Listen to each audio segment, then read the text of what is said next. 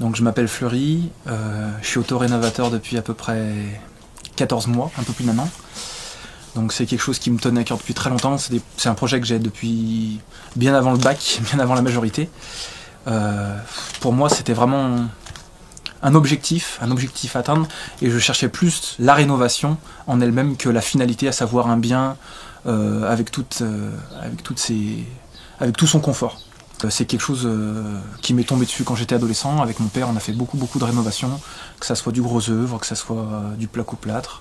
Et c'est quelque chose qui m'a intéressé, le fait de partir de rien, de partir de quelque chose d'assez ancien et de recréer quelque chose à sa façon, tout en respectant ce qui était fait, on va dire, au sens où ne pas aller dénaturer un bâtiment. J'ai trouvé ça très intéressant, très enrichissant, d'être dans une maison en connaissant les moindres recoins et se dire, s'il y a le moindre souci, je saurais maintenir cette maison, je ne serais pas obligé d'appeler tel électricien, tel plombier pour le moindre problème. Parce que moi, la dépendance, c'est quelque chose que j'essaye au maximum d'éviter. J'ai dû faire preuve d'une certaine capacité d'adaptation, mais qui m'a permis d'obtenir un CDI, de mettre en confiance le banquier pour obtenir le bien tant désiré, à savoir une maison à rénover. Donc je me suis orienté vers une maison assez ancienne, avec une partie en pierre, une partie en pisé. Donc moi j'ai beaucoup travaillé la pierre et très peu le pisé. C'est un matière que je connais pas et que je n'apprécie pas, je n'ai pas d'attrait pour celui-ci. Donc la partie en pisé, j'ai dû la démolir. Alors mon prédécesseur, il avait fait beaucoup de mauvais choix. Des mauvais choix techniques par incompétence, par manque de savoir, par manque de finances. Il était beaucoup porté sur l'économie. Donc cette deuxième partie en pisé, moi j'ai dû la démolir pour la reconstruire entièrement. Donc avec une charpente traditionnelle en Douglas, j'ai essayé de faire des choix qui soient vraiment le plus durable possible. Et avec cette pensée en tête, il faut que ce que je fais me survive. À ma mort, les choses que j'ai faites doivent rester.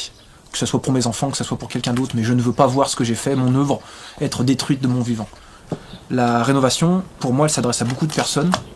J'ai beaucoup de mal avec le fait sur internet que dès que vous cherchez des informations sur la rénovation, on va directement vous dire oh là là, oh là là, oh là là. Vous pouvez faire la peinture, vous pouvez refaire la tapisserie si vraiment vous êtes bon, mais vous avancez pas sur autre chose. En fait, on va vous demander de vous brider vous-même. On va vous dire vous faites pas confiance, ne tentez pas. Et moi, je suis pas d'accord avec ça.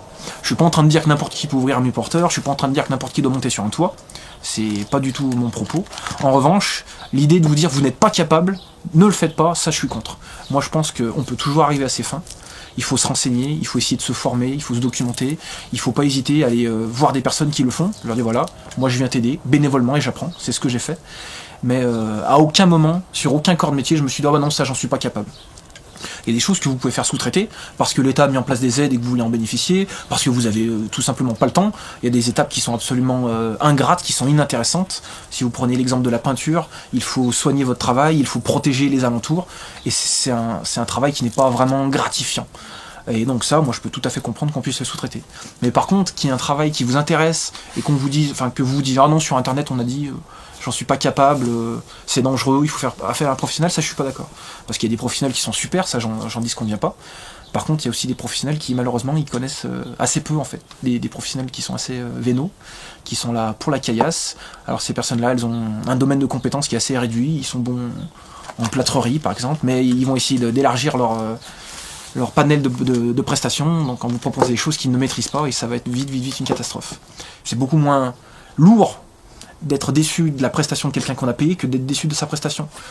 Je vous prends un exemple tout bête, ma femme, elle a mis 3 ans à savoir faire des gâteaux correctement, elle a essayé, elle a pris de la farine, elle a pris du sucre, ça avait le goût de rien, elle a réessayé, elle a mangé son gâteau, elle a acheté son gâteau, elle a réessayé, et au bout de 3 ans, elle faisait des super gâteaux. Alors, les travaux, c'est à peu près dans le même esprit. On va pas tout réussir du premier coup. C'est pour ça qu'il faut pas directement s'orienter sur des tâches, on va dire, stratégiques et extrêmement tendues, comme l'ouverture d'un mur porteur, comme la réfection d'une toiture. Vous commencez petit, vous commencez avec de la peinture, vous commencez avec un petit peu de placo-plâtre, vous commencez avec un peu de travail du bois. Le travail du bois, c'est très intéressant. C'est une matière qui est noble, c'est une matière qui est chaude. Et vous apprenez tout simplement. Vous vous documentez, vous regardez sur... Il n'y a rien qui est infaisable. Tant qu'on ne s'oriente pas sur de la chirurgie à cœur ouvert, il n'y a rien qui est inaccessible. Moi, je ne suis pas quelqu'un qui était très habile, ça vient en travaillant, mais il y a des personnes, vraiment, il ne faut pas qu'elles se mettent en danger. Surtout, laissez tomber si vous voyez que c'est pas pour vous, mais essayez. Prouvez-vous à vous-même que vous n'en êtes pas capable. Et vérifiez, assurez-vous par vous-même que vous n'êtes pas capable de faire quelque chose. Ne laissez pas quelqu'un ou Internet vous dire « Non, tout ce qui va dépasser la peinture, c'est un professionnel. Un professionnel, on peut lui faire appel, on peut se renseigner aussi. Il y a des personnes qui ne sont pas là que pour faire du pognon. Il y a des artisans qui sont amoureux de leur métier, amoureux de leur corps de compétences, leur cœur de métier, et qui vont vous renseigner avec plaisir. Qui vont vous expliquer que par exemple la pierre, ça se travaille avec de la chaux, que les matériaux anciens, ça doit respirer. En aucun cas sur du pisé, on vient mettre du ciment. Le ciment, c'est imperméable, ça ne laisse pas passer l'air. Et comme le pisé, il a toujours besoin de réguler son humidité, si l'humidité elle ne peut pas conduire, alors elle va tout simplement exploser le revêtement en ciment que vous aurez mis. Donc la maison que j'ai achetée, elle était dangereuse. Les murs, le toit tenait, même si je n'y crois pas par le Saint-Esprit, c'était une personne qui ne savait pas du tout ce qu'elle faisait, qui avait, je vais le dire, des coronesses énormes, parce qu'elle a fait des choses que moi je n'oserais pas faire, au sens où elle a pris un piquet, un tuteur à tomate, et puis elle a fait tenir une charpente.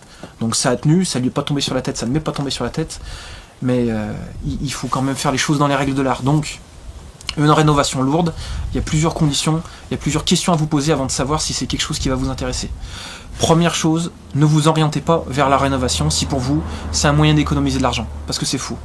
Vous dépenserez beaucoup plus d'argent en rénovant vous-même qu'en achetant une maison toute faite. La maison elle est clé en main, vous arrivez, vous déballez vos affaires, on n'en parle plus. Une rénovation, il va falloir se former sur le tas, faire des erreurs, recommencer. Si vous vous trompez sur une charpente, si vous vous trompez sur une vasque, c'est vite des centaines d'euros qui vont partir. C'est les outils. Si vous voulez travailler dans de bonnes conditions, si vous voulez avancer, c'est du matériel, c'est de l'électroportatif. Ça peut être des grues, ça peut être des véhicules. Donc il ne faut pas du tout négliger cette partie et vous dire « Ah bah je vais tout faire à dos d'homme », vous allez vous dégoûter. Il n'y a rien de pire que d'essayer d'apprendre quelque chose avec les mauvais outils. Si vous essayez d'apprendre à écrire avec un clou, vous allez massacrer le papier, vous allez vous dégoûter, vous n'aurez pas appris à écrire. C'est vraiment important de vous équiper. Ça peut paraître un peu paradoxal, parce qu'on pourrait penser, je commence avec du bas de gamme pour apprendre et après je progresse. Mais le problème, c'est qu'avec des outils bas de gamme, vous allez avoir du travail bas de gamme. Et votre résultat, il ne sera pas à la hauteur de vos attentes, vous allez être déçu, vous allez vous dire, j'ai fait ça j'ai mal fait mon travail, j'ai pas réussi. Mais si vous n'avez pas le matériel adéquat, vous n'aurez pas le résultat à la hauteur de vos attentes. Donc, il faut que vous soyez capable de vous équiper psychologiquement, parce qu'il y a des personnes qui ne sont pas capables de dépenser de l'argent pour autre chose que ce qui les intéresse, et on vient vraiment à une notion d'intérêt. La rénovation, les travaux lourds, il faut vraiment qu'il y ait une part d'intérêt. Moi, je peux parler d'une passion, mais il faut que c'est quelque chose pour lequel vous ayez un attrait. Il y a des personnes qui n'aiment pas travailler hors de leur bureau ou de leur 35 heures. Ces personnes-là, moi, je les respecte tout à fait. Elles travaillent du lundi matin au vendredi soir, elles gagnent leur salaire. À côté de ça, on se repose, le week-end on dort, on va voir des amis, on vit en fait. Et si vous voulez vous orienter vers une rénovation lourde et que vous travaillez à côté, c'est souvent le cas, ça va pas du tout être fait pour vous. La rénovation, c'est un projet qu'on porte, que ce soit sur le chantier, mais même au-delà. Le soir, vous vous couchez, vous réfléchissez au blocage technique. Ah là, pour l'instant, je suis coincé, qu'est-ce que je peux faire? Et paradoxalement, les solutions techniques arrivent bien plus souvent à des moments complètement inopportuns. Vous êtes en train de cuisiner, vous êtes en train de faire la vaisselle, vous gambergez, et la solution, elle arrive. Alors que quand vous êtes devant le problème, vous luttez, vous réfléchissez, mais vous n'arrivez pas à prendre le recul nécessaire. Donc des fois, il faut savoir lâcher prise, dire c'est bon, je suis bloqué, je vais faire de la merde, j'arrête, je pars sur autre chose, ou alors je souffle, je vais faire les courses, je vais me promener avec ma femme et mes chiens, et là, putain, mais c'était tout con en fait. L'idée, elle arrive directement. Donc, la rénovation, il faut pas y voir une économie, parce qu'elle ne sera pas là. Alors attention, elle ne sera pas là au sens où, si vous cherchez une maison de 100 mètres carrés, achetez-la, prête à installer, elle vous reviendra bien moins cher. Si vous avez une certaine idée de ce que vous voulez, si vous avez vraiment des projets ambitieux, ça sera bien moins cher de faire les choses par vous-même que de faire passer un artisan. Si vous avez acheté une maison en ruine, maintenant il va falloir vous y atteler.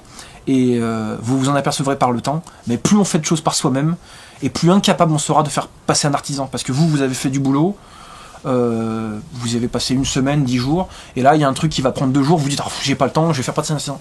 Et l'artisan il va vous demander 2000, 3000 euros, vous dites 3000 euros c'est 2 mois de salaire, j'en ai pour 2 jours. J'ai l'outillage, je le fais.